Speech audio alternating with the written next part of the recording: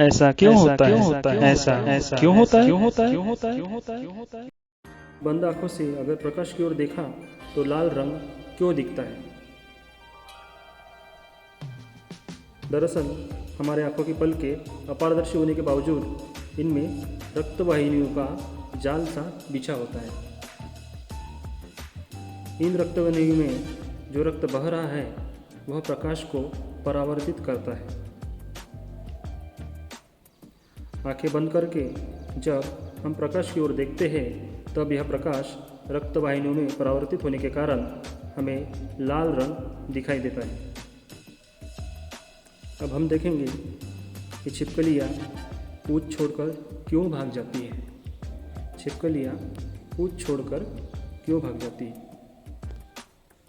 मित्रों, हमलावरों से अपनी रक्षा करने के लिए जीव जंतु, पशु पक्षी अनेक प्रकार के तरीके अपनाते हैं। अपनी रक्षा करने के लिए पूँछ छोड़कर भाग जाना छिपकलियों की एक विशेषता होती है। खतरा महसूस होने पर दुश्मन को बेवकूफ़ बनाने के लिए छिपकली पूँछ छोड़कर भाग जाती है। आइए देखते हैं मधुमक्खी शहद क्यों और कैसे बनाती है। मधुमक्खी शहद क्यों और कैसे बनाती है? दोस्तों, हमारी तरह मधुमक्खियाँ भी बस्तियों में रहती है। मधुमक्खी की बस्तियाँ शहद के छत्तों से बनी होती हैं।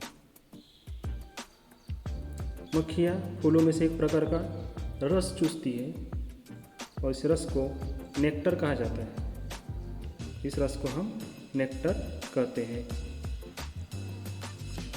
इस रस से बाद में शहद बनता है और यह शहद लंबे समय तक खराब नहीं होता। इस शहद को हम अलग अलग तरीके से हमारे जीवन में उपयोग में लाते हैं। यह शहद मधुमक्खियों के लिए लंबे समय तक भोजन के रूप में भविष्य के लिए जमा रहता है।